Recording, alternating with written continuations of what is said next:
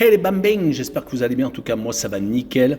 On se retrouve aujourd'hui pour de nouvelles vidéos sur la Bundesliga, la 26e journée. 9 matchs à analyser ensemble qui sont les suivants. Cologne contre Leipzig, l'Union Berlin contre le Werder de Brême, Wolfsburg contre Augsbourg, Mayence contre Bochum, Heidenheim contre Mönchengladbach, Darmstadt contre le Bayern de Munich, Hoffenheim contre Stuttgart, Fribourg contre Leverkusen et Dortmund contre Francfort. N'hésitez pas à venir nous rejoindre sur le site VIP et les réseaux sociaux, tout est à l'écran et en description. Votre petit pouce, votre petit commentaire, votre critique positive ou négative et abonnez-vous, rejoignez la communauté. On est au-delà des 16 900, espérons 17 000 dans pas longtemps.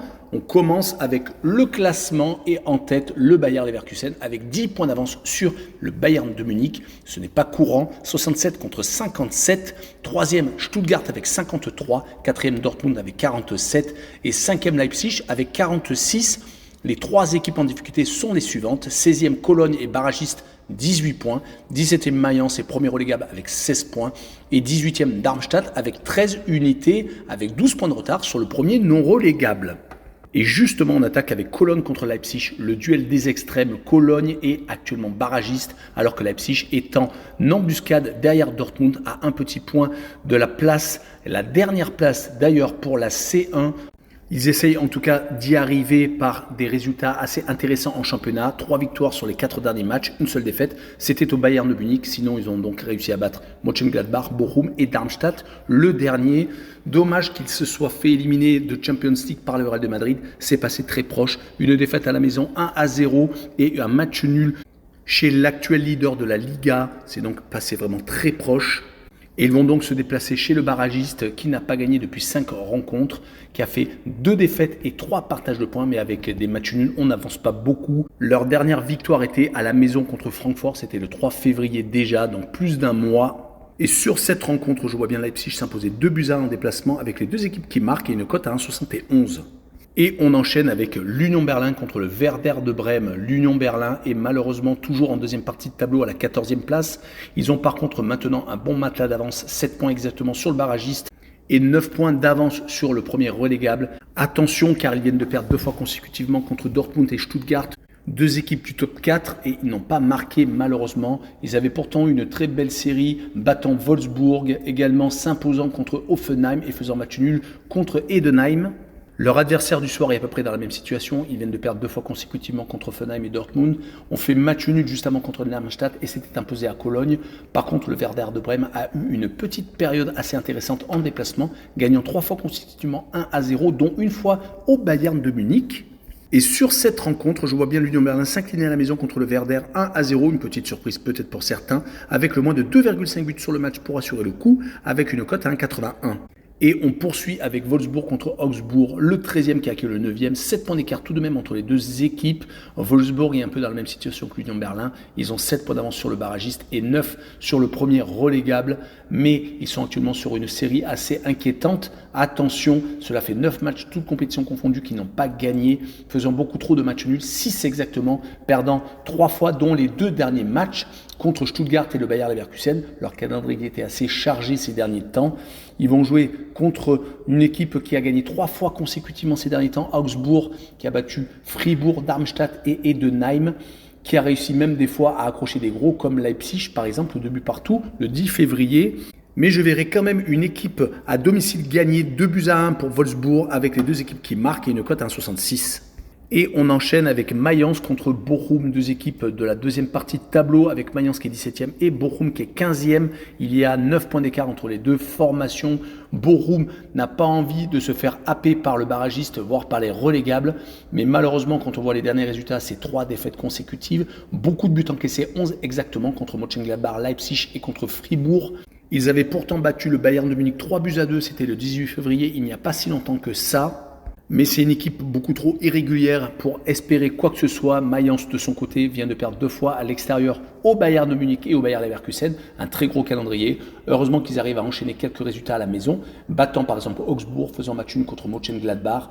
Sur les 5 dernières réceptions, ils n'ont perdu qu'une seule fois, c'était contre le Werder le 3 février. Sinon, il faut quand même pas mal de partage de points. Sur ce match-là, je les vois quand même gagner 1-0 à la maison. Et je verrai le moins de 3 buts sur la rencontre avec une cote à 1,57. Et on enchaîne avec Heidenheim contre Mönchengladbach, deux équipes qui sont collées l'une à l'autre, un point d'écart entre le 11e et le 12e. Mönchengladbach qui se déplace à Heidenheim. Et ces derniers temps, c'est plutôt compliqué. 2 défaites, 2 matchs nuls et une seule victoire. C'était contre Bochum à la maison le 24 février. C'est d'ailleurs leur seule victoire sur les 9 derniers matchs, toutes compétitions confondues. Donc attention. Et leur adversaire du soir est Heidenheim, qui est promu et qui a le même type de résultat ces derniers temps. 4 matchs sans victoire, 3 défaites et un match nul contre Francfort, Augsbourg et Leverkusen. Et le match nul a été contre l'Union Berlin.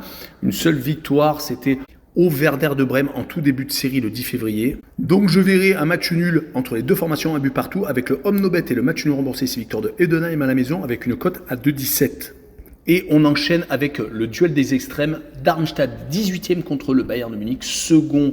Il y a énormément d'écart entre les deux équipes, 44 points exactement. Darmstadt ne s'en sort pas, à 12 points de retard sur le premier non relégable. Ils peuvent espérer peut-être attraper le barragiste car il n'a que 5 points d'avance. Mais Darmstadt ne gagne pas. Ils ont vraiment un mal énorme à prendre 3 points. Il faut remonter quasiment à 20 rencontres et c'était en match amical.